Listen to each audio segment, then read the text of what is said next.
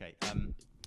Hi guys, I'm Ben Lawton, Business Director of Otterworks, and this is Dan Pettit, the other side of Otterworks. As you can tell, Dan is the creative side because he likes all things colour, and I am more of a direct, straight shooter.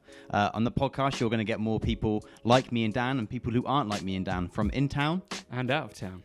So please buckle up, have a seat, and let us know what you think. Thank you. Said that, Somewhere over here. bitch. I feel like I should be wearing a hat. Yeah, you are the odd one out. Well, see, I just haven't had a haircut in 3 weeks, so I feel a little bit. And Josh has been away. I don't know, the guy's been in Miami. Yeah, he has been. So, yeah, Can I have a look at the hair? it's just how long that is. It's not bad. I've Lost my seen worse fade. trims. Lost my fade. Oh, you've seen the picture of when I was in year 8? Yeah. Yeah, right. Things in my WhatsApp history. That's the trim of all trim. Right. What was your worst trim? I Could you say your afro was a bad trim, do you reckon? don't know. 'Cause it's It was a good stage. a piece of history, that is. Yeah, it was. Well, it was quite popular with the ladies at school having an Was it afro. really? Yeah, and I also got nicknamed Jufro. I guess because Jewish people have afros. I have no idea. I mean, kids are creative, aren't they? So Yeah. How often did people touch it? often. Yeah. The best bit was hiding pens in it. That's So pretty cool. I was sat next to Charlotte Moisey in maths, and she'd be writing with a pen, and then she'd look up at the interactive whiteboard, and I'd put a pen into my hair, and then she'd be like, "Oh, where's my pen?" She'd get another pen out of a pencil case, and I'd repeat this about 6 or 7 times. She'd go crazy. She'd be like, "Where the heck are my pens going?" And then I'd laugh, and then all the pens would fall out the back of my head. Oh my God, mate. I asked that girl to prom. She said yes. Well, you did something right. Yeah, thanks. The rest is history. You guys wish you could hide stuff in your hair. Yeah. Yeah, true, I actually do. Do you actually? No. Oh, Oh, mate. I've never had a bad trim, Dan. That's the right answer. Actually, I have had. There's a few. The first year we were together, I'd say that business together, not yeah. not relationship status. I had a pretty weird trim. Tight curls. Tight girls. My dad cut my hair once. How old? I was probably about 12. Yeah, and he was just like, "I can cut your hair." I was like, "All right, Dad. Like, you know, you got my back. I trust you with this." And yeah, he took the clippers out with like this fat guard on it, and my hair was pretty long at the time, and straight through the middle, just took out a massive chunk and ballsed it up, and I had to shave it all off to rectify the problem. So you were like a free all over. Yeah. How did it look? It was all right. It Bit- wasn't bit too Alex Turner, dissimilar or? to like this cut. You can tell how flat the back of my head is. It's abnormally flat. I don't know why. Is it really? Yeah, it's really flat. Like just goes straight down off a cliff. I have to get a spirit level on that after the podcast. Yeah, Just like you used to have like a really long back, and then they just cut this chunk out here yeah, weird. where your head is. You have such a creative mind. That's amazing that you thought of that. Thanks, Ben. I You're mean, welcome. I fell down the stairs as a kid. Do you reckon that? I don't know whether that had anything to do with it, because you have a soft head as a kid, don't you? Yeah. Like as a Oh, baby, you have a soft head. I got my head stuck in the gate at the bottom. So maybe Oh. after falling down the stairs. Yeah, You I was fell in, down the stairs and you got your head stuck. I was in the walker, you know, the baby walker. Yeah. Yeah, I went tumbling down because the top gate was open. Tumbling down the stairs and got my head stuck in the bottom one. So maybe it like that sort of squeezed through the bars. Like someone Flattened upstairs wasn't my on your head. side that day. No. Down the stairs, head in the gate. Interesting Jeez. day. Yeah. It's like a good metaphor. That down the stairs, heading the gate. Sounds like a start of a horse race or something. But anyway, Tom, thank you so much for being here, mate. Thanks for having me. Well, thanks to The Optimist as well, actually. Yes. For this is obviously the first podcast back into it for us. We've not done it in a little while, and we thought, well, we've got Joss here as the third man on our team now. Why not, get the ball rolling and get it going? So we thought, what a better guest to have than yourself? Thank you. It's Off very the back kind. of a pretty mental month. Mental month, yeah, but also really, really good. Really, really enjoyable, but also like one of those months that you've always dreamed of, and then you go and live it, and you're just like, that was one of those months you've always dreamed of. Would you say that the reality of it was as good as a dream? I think it was better. Yeah. Yeah, because you dream about it and you think, like, how will I be in the moment? But and you think, I'll be really nervous, right? You get this amazing gig and you think, X, Y, and Z is going to go wrong. But you get there and you're in it and you realise that you know your camera way better than you thought. Mm-hmm. you're more than capable of getting the shots that you need. And when the guys that you're working for are looking back at your rushes and they're really stoked, you're just like, this is great. Like, I've completely got this. And it makes everything feel super worth it. Mhm. So, yeah, it was cool. I think that's like a common issue for maybe most creatives, but most like filmmakers as well. I think I get that most shoots. I'm like flapping to shit in the office with Ben. I'm like, mate, I'm not sure. I need to pack another bag of like a backup lens for my other lens. I need to back up another camera for this one in case that one dies. And it's like, just chill out. Yeah. You know? Yeah. And you get there and it all works out and you're like, wow.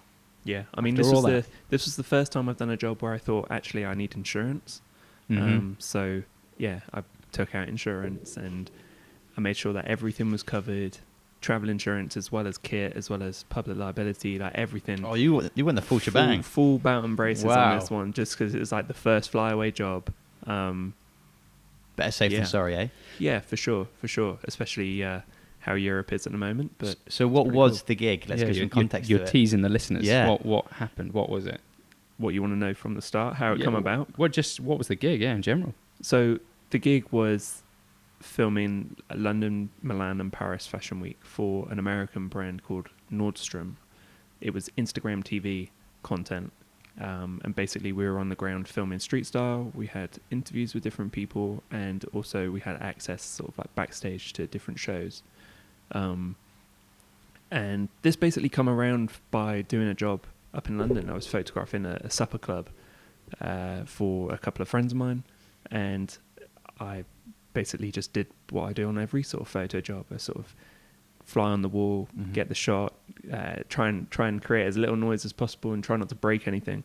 And it turns out one of the guys was dining there and had seen the work after, got into contact with the guy that runs it, and said, "Look, can I have that guy's contact?" And we met up for a coffee in a little place just off Great Titchfield Street in London. And I originally thought that it was going to be a content gig. I thought these guys get in touch. They had a look at the company that they run, and it's sort of like, it's a digital agency, so they do anything from sort of like website building or content, both be it photographic or video. Mhm. But they hire people in as and when they need them per the brief. And I thought this is going to be a content gig for this specific coffee shop. And met the guys, and they said, yeah, this is London, Milan, and Paris Fashion Week. And I was just like, oh, yeah, let's totally do it. Mhm. I'm totally good for that. And just in the moment, just took the job. Mhm. And then had to sell it to Create Studios, my day job, Mhm. which was an easier task than I imagined it would be. Okay. Actually, they were quite on board with allowing me to go and do that, which I'm really thankful to those guys for allowing me to do. It was 4 weeks originally, wasn't it? Yeah, I mean that's a long time That's a to be long out time. of be Yeah. out of a full-time role. But we come to an agreement, and yeah, it was cool. So I packed my bag and I was off. All of a sudden I was working in London every day, and then Excited? it was so exciting. Yeah. It's something that you dream of. You go through education. If you're not lucky enough to study in London and sort of be around the right people from the get-go, then you sort of aspire to finish education, be it sort of school or college or even university if you're lucky enough to go, and that's your choice of path. And you think, I'm going to go and do my time in London. And then certain things sort of crop up and you don't end up going to London, or you don't, it's just, that's not part of the plan anymore. And then an opportunity comes up and all of a sudden you're thrown in, like straight in. And you're waking up in London every day, you're working in London, going home in London, and it was great. It was really, really cool. How did the format of the shoot work then? So you obviously travelled down to London for the first day. Did you meet the producers like there on the day, and they kind of gave you a brief? Did you get like a full brief beforehand? Yeah. How Like this- structured was it? Yeah. So it was pretty structured. I mean, I was briefed beforehand by the two guys I was working with. We had producers from the brand in Seattle. We had producers on the ground with us in all three cities, giving us direction sort of as and where we were needed, what shoots we were going to, what access we had, backstage stuff, street style stuff, and sort of what the output was from that. And so we had pretty good direction each day. And yeah, that was sort of it really. We were straight into it. Did they give you like examples of work that they wanted, or was it just like left to you guys to like kind of full creative freedom? You know, when you're rocking up, you're filming all this content, and it was just down to you guys in the edit. Was it like an 8-hour days worth on the ground, and then you had to edit, turn around, and upload? Well, the guys had done it the year before. Chris and Mark had done this the year before. They were lucky enough to get the gig with Nordstrom last year, and had done London and Paris, I believe. So they sort of knew how the format worked, and I went on board with them as sort of an extra camera op and post-production editor, just to sort of be able to expand on the amount of work that was possible. Going from 2 guys to 3 guys on an outfit was sort of like a massive boost in terms of output for them. So that was really cool. Sorry, I forgot what the rest of the question was. What was like the turnaround time? Were you filming for like 8 hours and then uploading? No, not generally. We would film for anywhere between 2 or 3 hours, maybe, depending on what it was. A day? Yeah. Oh wow, okay, not as much as I thought then. No, so probably way longer. yeah, we would. It depends on who does what, right? So there might be me and Mark went out to do a little bit of street style in the morning, and then there might be a show in the afternoon. But we would go back to sort of like the office and data wrangle the first shoot, and then I would stay in the office and start cutting the rushes in Final Cut, and then Mark and Chris would go off and do a backstage show, and then they would come back, and then it would all happen in tandem. So we weren't all out in one hit, in one go shooting. There was always somebody back data wrangling, DIT, and How was the editing. synergy between you? The Good? synergy? Yeah. Yeah, really healthy. Worked really well. Good. Awesome. Yeah, they're both really super chill lads. Very fluent in the fashion industry. That Really well helps. connected. Yeah, so I was like really in good hands. Going from Premiere to Final Cut then, what was the... obviously you're a Premiere boy, like everyone at the table. Yeah, Yes. yeah, Cheers to Premiere. yeah. Adobe sponsor us. That was a tricky one. But also it didn't take me very long to pick it up. I would imagine so, though, but were you nervous about thinking, oh, Christ, okay, I've actually got to load up this program now that I have not normally used? So I'd taken on an entire job, not knowing really anything about fashion, not really thinking that I knew my A7S properly, and not knowing how to use Final Cut. I'd not worked in London, I'd never been to Milan, and I certainly hadn't worked in Paris. Pretty prepared then. I was like thoroughly prepared. I had all my insurances, man. Like I was like good to go, right? So I was a little bit nervous, but it looks like Premiere in a way, and it works like Premiere in a way, but it isn't Premiere. All of your shortcuts and your shorthand sort of ways around working are completely thrown out the window. And when you're on the job, you're in London, you're shooting, you're ingesting data, and you don't know how to fully use a package. Like you feel the pressure, especially when you're being paid sort of good money for your expertise, and you're just like, I got these expertise. That's all good. What was the reason for having to use it in case someone else needed to take your composition and edit it afterwards? Yeah, well, these guys were fluent in Final Cut, and I think that's a massive piece of learning that I took away from this job. It's not everybody uses Premiere. Not everybody uses, Canon C-series cameras or Sony's. Everybody uses different workflows and different methods. And it was really important that I sort of slotted into that dynamic, because there'll be times probably in the future that they need to have access to those cuts or to those edits for whatever reason, show reel bits or revisiting that work. And they need to be able to jump straight into that workflow. As you guys know, you probably work on each other's work. It's really important that you both work in the same way, so then you both know where everything is at any given time.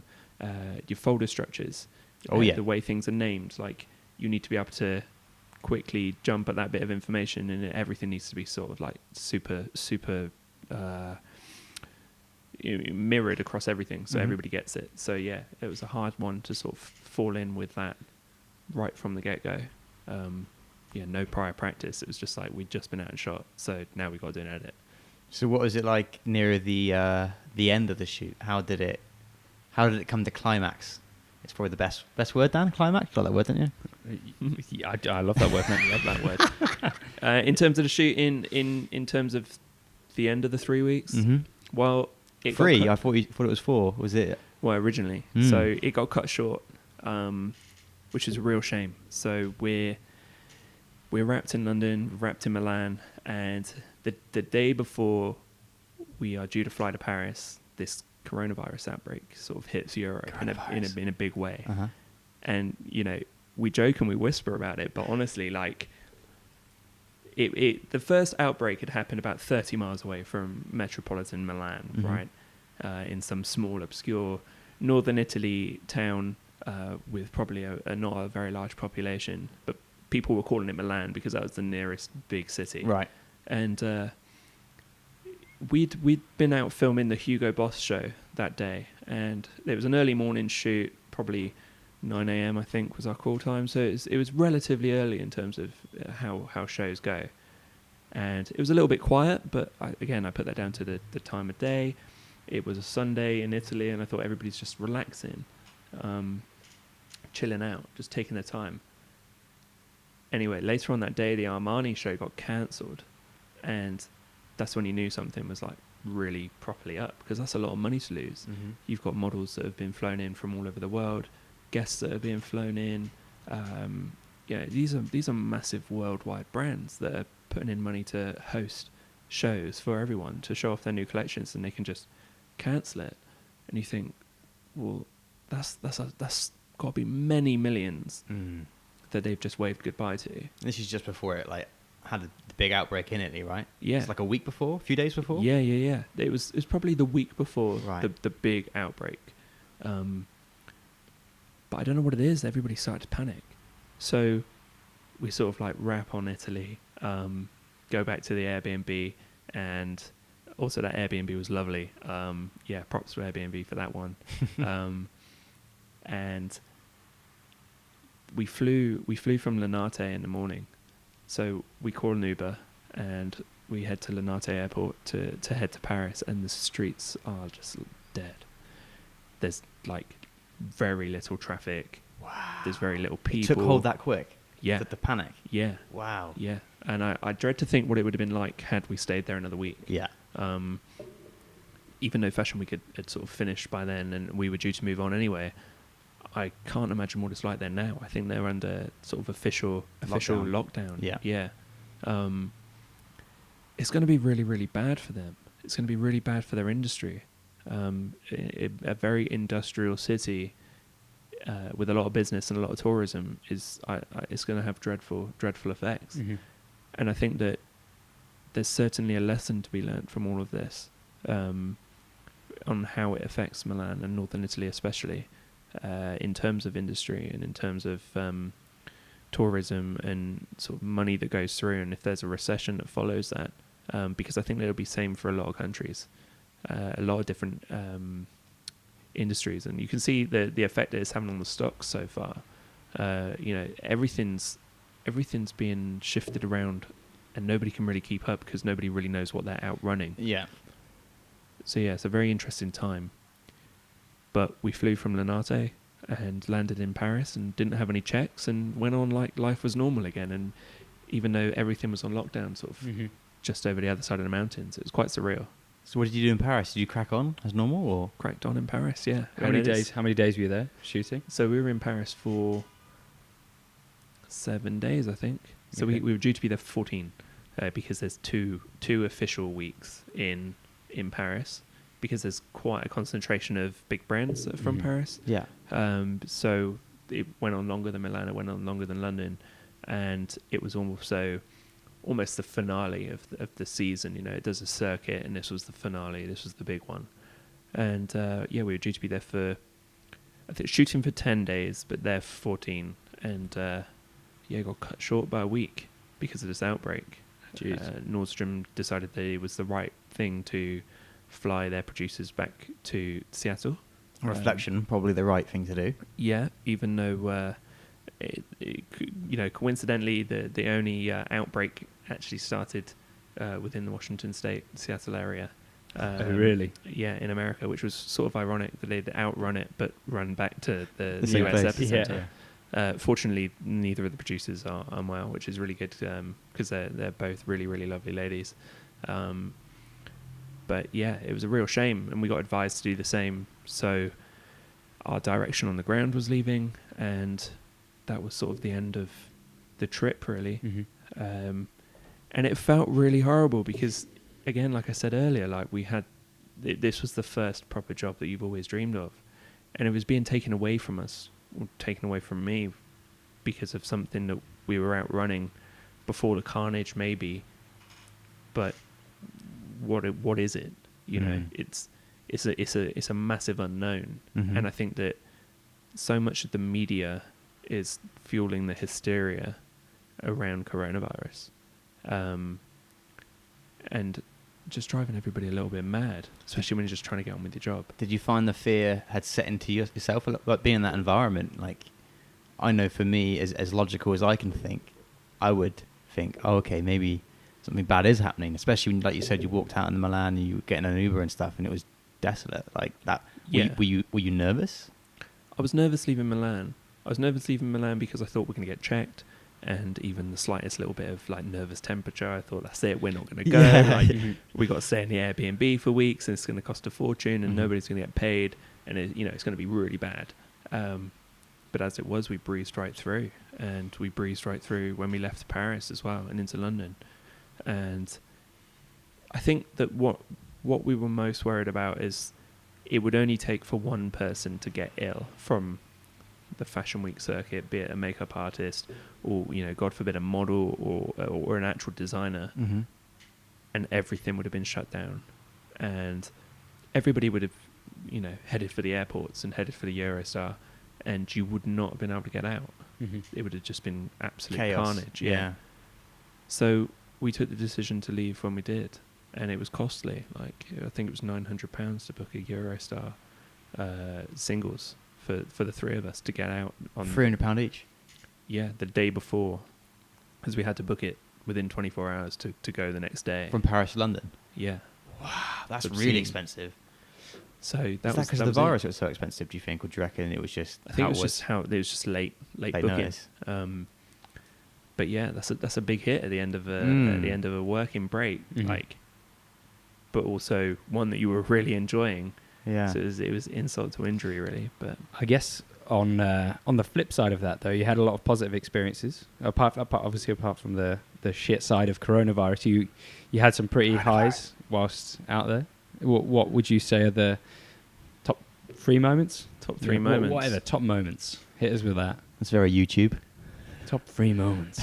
I think my top moment of the entire trip was probably getting backstage at Virgil Abloh's Off-White show. I think that was pretty surreal. Was that given to you, or did you have to hustle that? We had to hustle that. Yeah. Yeah, we weren't on the list. How hard is it to hustle something like that? Is it a matter of who you know, not what you know? It's sort of a bit of both.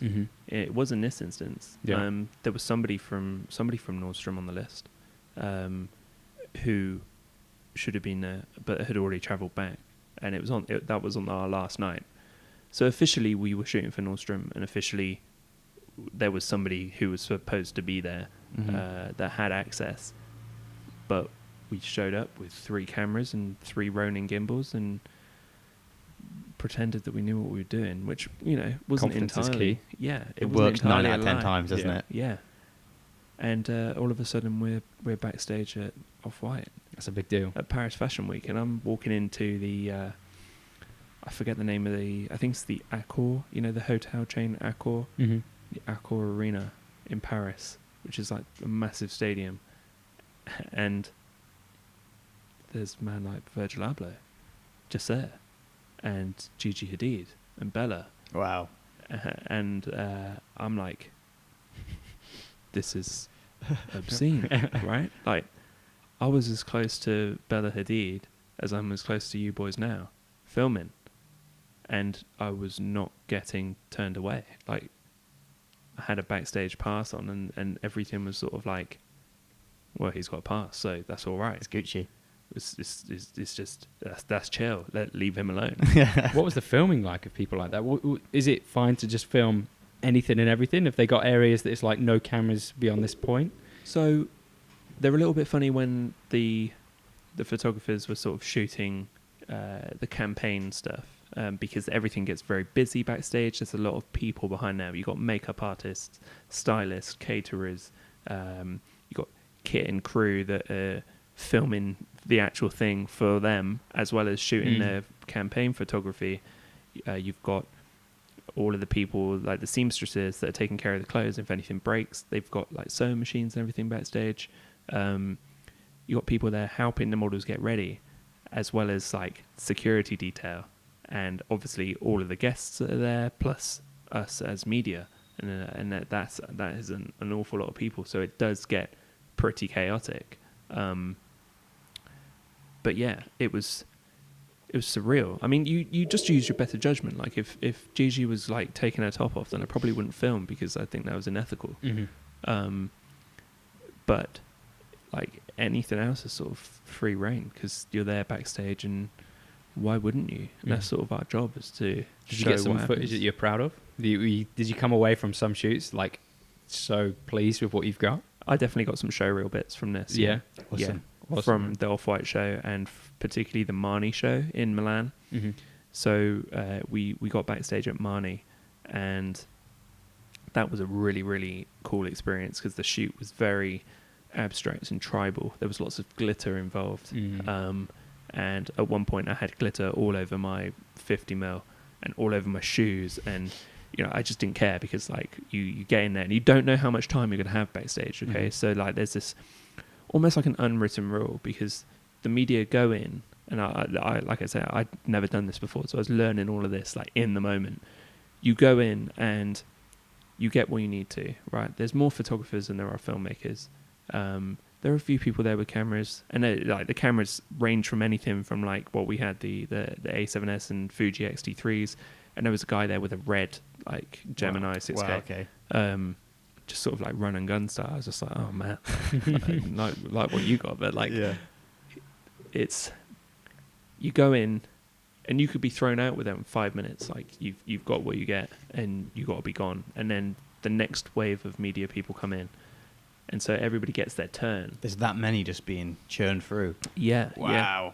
But I was sort of ducking and diving. I'd taken my camera off the road, and I'd gone handheld at this point. I thought, you know what, I'm going to freestyle this. I want a little bit of, I want to get something a little bit arty, just to sort of match the glitter and the garments and sort of the feel for things, right? And I think it got to like the 25-minute mark, and I'm like looking around, I'm thinking, you know what, you've done all right here. Like, you got this in the bag. I'd shot like 3/4 of a card, and I thought, you know what, I'm gonna try and like get into the show. Anyway, a few more minutes passed, and I was getting a little bit more footage of all the models lining up, because you got this thing called first looks. Okay, so once the models get ready and all their makeup's done and they are fully dressed and ready to go just before the show, you have this thing called first looks. So before the show even begins, everybody stands in a line or gets brought out to be shown to the media. So you'll have like the world's media there, okay? You'll have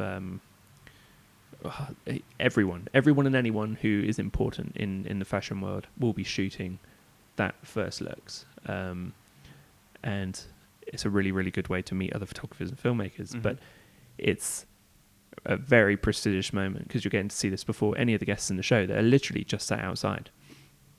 And this security boy come and grabs me, and he's speaking to me in Italian, and all I could ask for in Italian was how to ask for a table, and good night beautiful and hello beautiful, and like, Which one do you use? I was just like, I didn't expect to find myself in this position, but he like grabbed me by the arm and full on took me out. And that was that. So that was quite an enjoyable experience. I put in the WhatsApp group that I'd been thrown out, and my other guy Mark that was in there was actually going into the show afterwards anyway. Had a seat, so he just sort of went into the show with our producer from Nordstrom, and everything was sort of taken care of. But I was just like, I've been thrown out of a show, and I thought actually that was the biggest win. Getting the footage to look great, but I got thrown out of a show as well. Yeah, which was pretty awesome. How long should you have been in there for? You said 25, 26, 27 minutes? Yeah, I reckon I should have been in there for like 10 minutes Wow. max. Like outstayed my welcome. Do you at just that try time. and stay low as well? You're just like laying low as much as possible. Laying low, ducking and diving, just So like you reckon because you took the Rowan off, that was it? You were pretty sneaky, pretty yeah, stealthy. Yeah, absolutely. I'd gone handheld. I had the camera sort of down. I was shooting from the hip a little bit and sort of getting a little bit artsy with it. I bet that guy with the red was in there for like 3 minutes. It was like, no, you're out, mate. His arms are probably killing as Yeah. well. Yeah, I know. It's just like I would not want to be that guy, but at the same time, I was like admiring his kit. Yeah, of course. But when I was outside, I got a little bit of street style of a lady that got out of a car. Again, this sort of really epitomizes how much I don't really know about high-end fashion. A lady who gets out of a car, she's probably, I don't know, late 50s, Mm-hmm. relatively trendy, looks like she's got it together. And I thought, I'll just get a little bit of street style. It turned out that was the editor of Vogue, and she has been for like her entire career. But I didn't know. Yeah. Like, Did you film really, her? yeah, it really didn't matter to me, you know. Did it make the cut? It didn't make the cut, no, because it was the edits were like really, really short. In the end, they're like a minute and a half, a minute and 20 for IGTV. But the point was is that I sort of got it. It's cool for the show reel, right? Yeah, like It's mad to think. I think more importantly as well is it's mad to think that you were literally you and two other guys were flown out to all these fashion shows to create content for IGTV. It's cool as and fuck. I think that all the time. Like, Yeah. we've basically based our careers off of right now on social media. Like, a lot of the content we create goes onto Facebook or Instagram, and it's nuts. Like, how many jobs have been created through like the form of social media? Our business It's is built mental. on it. Yeah. I've pulled in a lot of business through my Instagram presence. I owe a lot to that. Yeah. To that platform for sure. Yeah. I think so. Obviously, you worked recently with the fashion weeks and stuff. But you've also got quite an interesting job role in your day-to-day stuff with Create. You work locally with Create, another video production company down in Swindon. But you're doing quite a lot of big stuff with them. You've worked with Chelsea FC. Yeah, we work with Chelsea Football Club. We've also worked with Nationwide, Zurich, other sort of bigger commercial clients. But also we do a lot of community and outreach stuff, and I think that's what Create was built on. Really, the more commercial stuff was sort of something that almost became a little bit of a sideline and bolstered up what we would do for the community. So on Wednesdays, alongside a few others, James, Kiara, Charlotte, we all teach mass media, which is from 11 to 18-year-olds. We invite kids in to learn film and TV skills from 4 till 8. And it's like 2 separate age groups. But that's really cool. Like, that's part of our not-for-profit sort of status. And part of our community giving back is that we teach kids film and TV skills in a non-educational setting. We invite them into the studio, and they get to use Canon C-series cameras, great glass, all of our kit, all of our sound, and they get to learn our expertise through that. And they take that out. We do everything from pre-production all the way through to post and create films in between. And I think that's really, really, really cool from my point of view to be able to give back in a way and sort of feed into the next generation of young people that want to take in creative roles and turn it into a career. Do you ever find there's a bit of a pull and push scenario of yourself where you want to do more of that kind of work, but then, let's be frank about it, you've got to pay the bills. You've got to try and extend your career. You've got to try and get the shoots that you had. Yeah. But you also, that the work you're doing there is the one that makes you feel good. Yeah, for sure. And it's the one that fulfills you. So it's like, it's just this constant like fight about which one you're supposed to do more of and balancing that. And then there's the state of feeling guilty when you do a bit of corporate work. I know we've felt like that before. We've had to turn down charity work because we've got salaries to pay and people to get through. So how have you found that, balancing it? I think that it's definitely really important to me to give back, and I think that mass media has shown me that. I've been very fortunate to pick up a few freelance gigs more recently. I've got one tomorrow, for instance, with a vegan, plant-based food chain based out of Notting Hill, and I'm shooting their menu for March. Really cool gig, one that like I couldn't have imagined getting. But tonight I volunteered teaching Down syndrome people theatre, with a few others at Crowdy School, and that's just like my voluntary bit. And And you know what? That made me feel way better than this shoot will tomorrow. It's really tricky. It is really tricky, because if I'd gone to London and done that London life, then I probably wouldn't have had that opportunity to go and inspire other people this evening for that hour out of my week that doesn't cost me anything, which would inspire those young people to. It's probably going to make their week, and that's really fulfilling for me. So I think that's the biggest downside with being storytellers for you two is you can tell stories, and there's going to be one side of the curve of people who are going to pay you very handsomely to tell the story, and there's going to be the other side of the curve who need to tell a story, but they've got no money to do it. And like both sides are as important to them, to each other. Yeah, and you definitely pick and choose. Yeah. There's work that I'll do now, and I'll do it for free. Wholeheartedly put everything that I've got into it and more for free, because I believe in it. I believe in the message. I believe in, the outcome from it. And there'll be a shoot where I put everything in and also get paid correctly for it, and still feel good at the end of it, because you're getting a reward from it, a financial reward. But sometimes it isn't a financial reward that you're looking for. Recent project that I did with Create Studios was a project for Out of the Can. It was an LGBTQ plus charter film. That was nice. Did you watch it? Yeah, loved it. So that was a really, really challenging project, because it was the first time that I'd worked with individuals from that community, and it was a massive learning curve for me. I bet. Really, really, really big learning curve, because there was, pronouns and how you formally address people and how you conduct yourself. And I was making mistakes left, right, and centre, and like I felt like I was back at school. Like the first couple of weeks was really, really tricky, and we had to create this film with these young people, and it was really important that we encapsulated all parts of their charter that they'd written, while including them in the film, acting out roles. These young people aren't actors, so this was my first full sort of directorial role, and I worked with my producer Kiara to be able to produce this piece of work. And it got to the middle point in the project where we thought, actually, this really isn't going to work out. Like, this is really, really tricky. Just trying to wrap your head around the narrative and how you're going to tell the story, and how that was going to make sense to the viewer at the end of it. Like, this had to educate and inform the public on sort of these practices.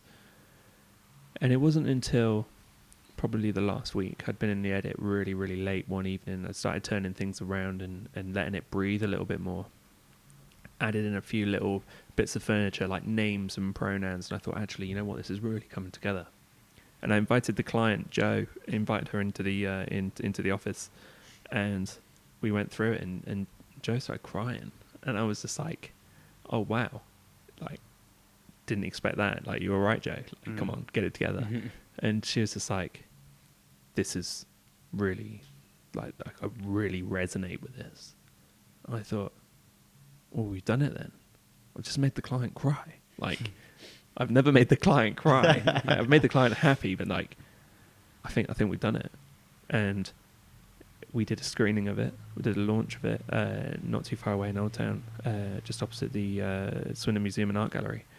Did a screening to the young people and parents and guests, funders, etc. And it was really, really well received. And the feeling that I got from that at the end of it was probably better than what I did at Fashion Week, for sure. Yeah, we did some really cool things at Fashion Week, and I got to meet some really cool people and be flying from city to city, and that was like the dream. But touching the lives of so many young people and being able to translate their story through film, through something that I was lucky enough to get the opportunity to be given in my hometown through I want to say a difficult opportunity. No, not an opportunity. It wasn't an opportunity. A difficult struggle in my life was. I was super thankful for that. Really thankful that I was given that project to work on, and to dissect that struggle for those young people and translate it correctly. And then while I was away, it was shown on BBC South, and people had seen it all over the south of the country, and it's been out online, and Yeah. that was really cool. And I learned that they were in the office doing an interview with the BBC South, and like looking at how some of those young people were translating their stories afterwards, after they'd been through this filming process, and they knew how it worked, they knew how to deliver their lines. Like, if you'd asked those students to do that on the first week, like, they would have been complete shells of themselves. Really insular, really not up for that at all. Like, you put a camera anywhere near them, they would have shied away straight away. But now, through that process, I could have sat and watched that interview for like 3 times as long as it was, because everybody was so spot on. I was really proud. How do you think you're gonna structure your career over the next 5-10 years with that whole trying to understand what you should be doing and what sort of films you should be creating and what you're going to feel guilty for and not feel guilty for? Like, where have you tried to reflect on that and think about that and maybe understand? Because for me, I know that I want to build a company and have an empire in a sense with Dan. But mine is definitely more of the, you know, what can I build in that time that I can, that's my legacy. Whereas I imagine with yourself, it's more of like, what sort of films, what sort of stories am I going to tell? What am I going to leave behind? Because you could easily go the corporate route and make hella money and do some really cool gigs like you've been doing lately, or you could go down and make some, you know, and have a very modest salary, as it were, but do some stuff that's super meaningful. And it's, you know, are you going to go down the route of doing half and half, or are you going to go down the route of doing the meaningful stuff? Or do you want to get to a point, and this is where I think this is what I want to get to, is where I can make enough money doing this industry and doing the sort of jobs I'm doing, that it gets to the point where I can do and choose whatever I want to do at that point and have the fulfillment that I want through that kind of work, if that makes sense. Yeah, for sure. And it's definitely something that I've strongly considered more recently, with the vast array of projects that I've been working on. It's never been about money. It's never been about money. I was so lucky at a young age to be provided with pens and pencils and paper and paint by my grandmother. I blame all of this on my grandmother. You know, I'm very fortunate that she's still with us, and she's still a reasonably young age for a grandmother. She turns 70 this week. Wow. So she's still hip and cool. Doing good. She's doing all right. But it's all her fault. Like, all of this creativity and all of this struggle and the storytelling and wanting to be better, be more driven. You know, even leaving Swindon, going to university and hoping at that point to head towards London. And I trained as a graphic designer. at the University of West of England in Bristol. And at that point I wanted to go and do that.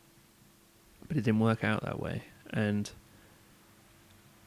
it's difficult when you start earning good money from this. Like, it doesn't seem real.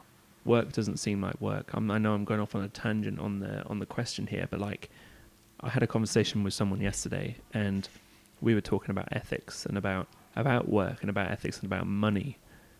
And they said, "Did I want to run a business?" And I said, "Well, I do."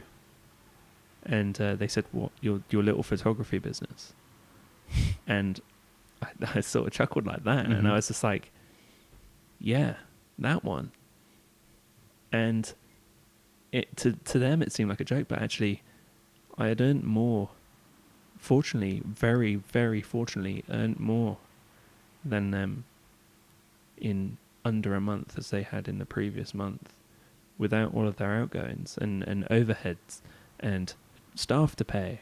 And, you know, if we're looking at it like that, black and white net income, I'd earned more from my little photography job, and that was really affirming to me, because I was like, well, all of a sudden it isn't a hobby.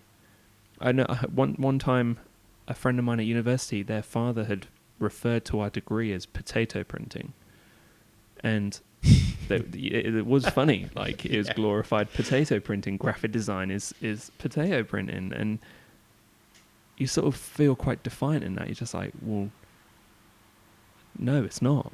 And I'm going to do really well. And you take a lot of energy from that.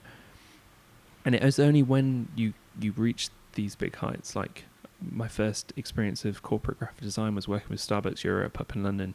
And I was commuting up there, and it was awful. Like, I just really disliked artworking, and it just really wasn't for me. So I took a long time to step back from it entirely and reconsider what I wanted to do. And I think that's where we all met, when I was working with Darkroom Espresso. Yeah. And I really wanted to work in coffee because I really liked the communal aspect of coffee working in terms of retail, the conversations that happen, the connections, and the stories that come from that. And I think that, first and foremost, I was always into photography, but film came as a sideline to that. And actually, my job with Create came from that job with Darkroom, because I met Cheryl Lee. Yeah. And Cheryl Lee said that Create got this grad scheme going. You should go for it. And I thought, well, I don't know anything about film. I've used Premiere like once or twice, and Let alone Final Cut.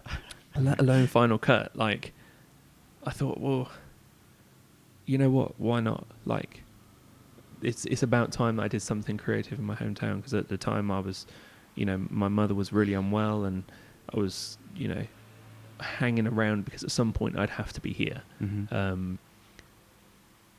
I couldn't fly the nest, so to speak. And anyway, I went for it and did that internship, got accepted, much to my surprise.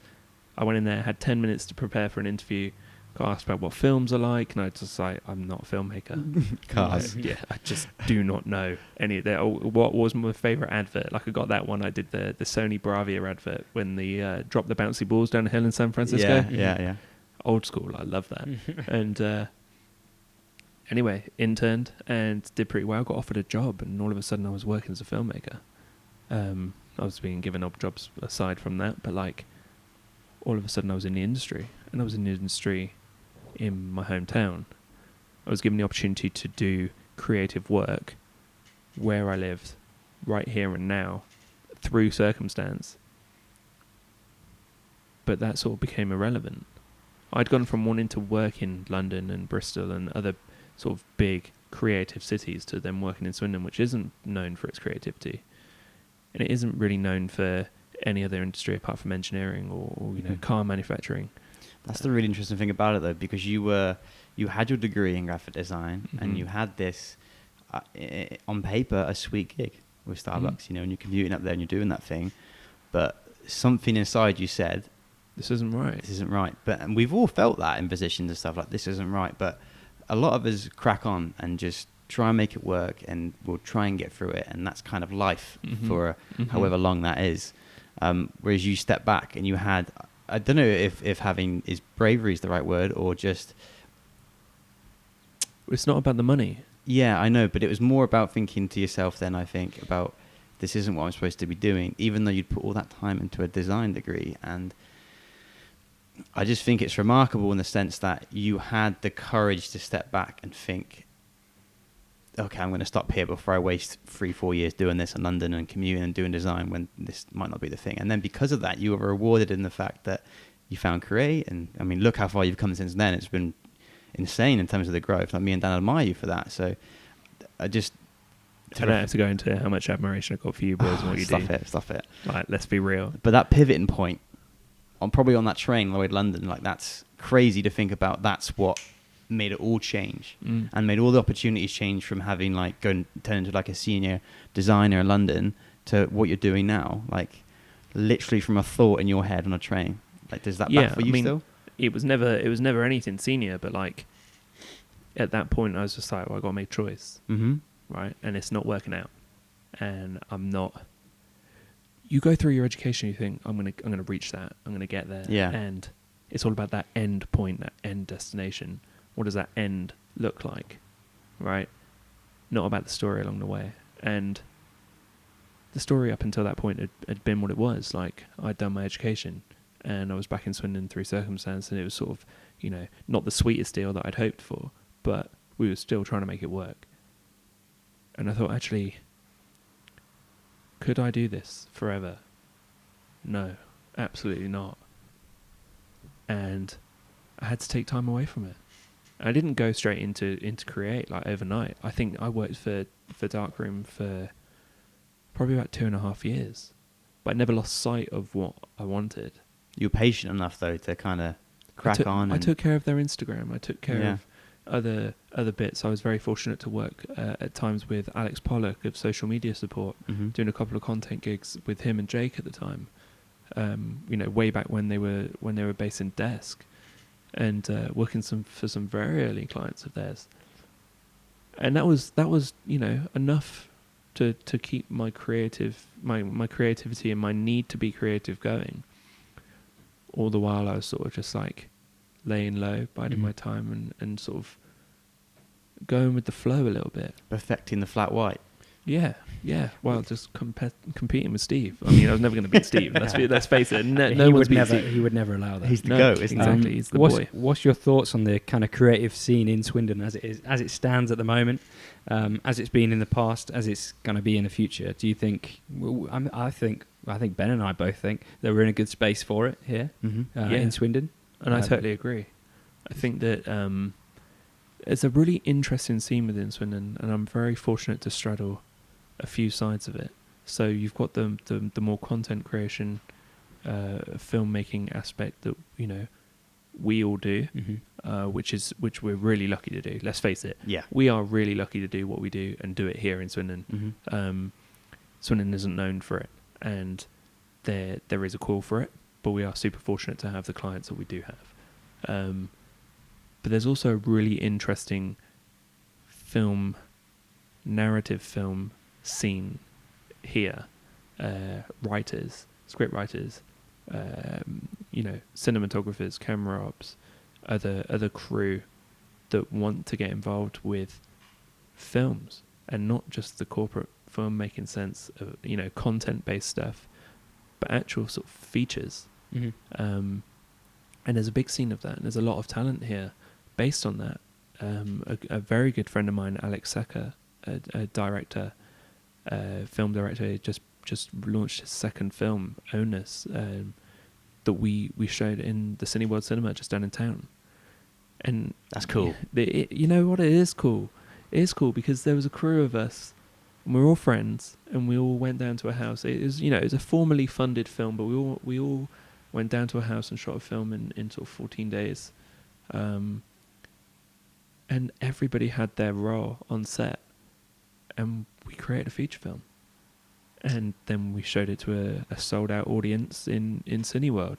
What's it like seeing on our screen that big? Like we've seen our films in like 70-inch plasmas, but imagine what's the cinema like 400 inches? It's pretty big. Yeah, it's pretty big. I had already seen the film like twice before, and so for me, I was just like really nervous about how it was going to be received. Was it all in 4K? It was all in 4K, yeah. Netflix specification, Netflix approved camera. Like it was all like. What was the approved camera? So it was an Ursa Mini, Blackmagic, with some Sigma Cines. So everything was like above board. You allow Canon on those or not? Sorry? Can Netflix have Canon cameras in their specifications? I'm not too sure. Was the idea behind shooting with Netflix gear that they're going to buy it? Or is that where you're hoping? Yeah, I think it'll do the circuit now, and the hope is that it gets picked up. But yeah, we'll see. I think if you conform to these sort of specifications, then the likelihood is that it'll get picked up over something and you don't shoot with the specifications. So that was pretty helpful. But yeah, I wasn't due to be at that screening, but I was because, Paris got cancelled.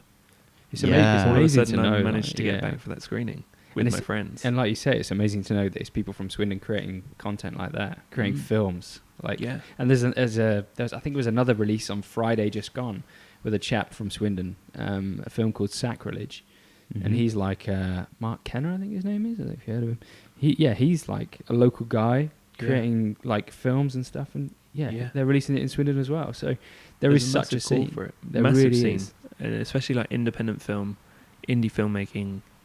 The desire to watch independent film in Swindon as well is really big, and that's something that we're working on at Create to try and be able to bring independent film and sort of smaller, lesser known films to Swindon to be screened, be it having to open up our own cinema one day, which would be the dream, but getting That'd them be nuts, screened wouldn't it? Yeah. in mainstream cinemas now, because there is a crowd, and people do appreciate film, and they appreciate what we do and what we do as well. You know, more content driven stuff. But yeah, we're really fortunate to be able to do that here, and I think that's one thing that I've learned is that you don't have to be Bristol, London. Yeah. Yeah. You don't. We're really well placed, and there are good people here doing good things, and I want to be a part of that. Do you think you're going to hang around for it? I think I'll straddle the two for a little while. Mm-hmm. I've got this really strong desire to travel and move around and see a lot of people, hear a lot of stories, translate a lot of stories through film and photography. So I don't think I'm quite ready to settle in Swindon, but I've got a good connection of people here. Daniela, my fiance, has got a fantastic network of people here for what she does as an actor and as a living skills coach, teacher, mentor. I think we'll be back here at some point. Yeah. Sweet. Love that. Nice. Well, I think that's it. A lovely point to end on. Yeah. Thank you so thanks for much, having mate. me. Tom, where can people find you? What's your handle? So it's at Thom Hobbs, Tom_Hobbs, and Tom with a TH. It's getting branded. Get it down right. Memorable. Yeah. It works though, doesn't it? It does, because people are just like, well, why's your name spelled like that?